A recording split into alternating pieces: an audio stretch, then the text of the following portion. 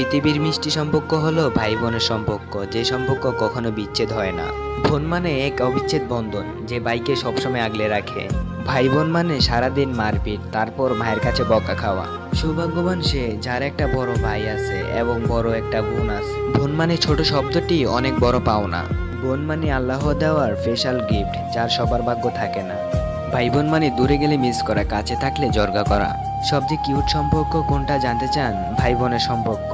বোন মানে সবকিছু শেয়ার, বোন মানে ভরসা, বোন মানে আম্মুর মতো আদর।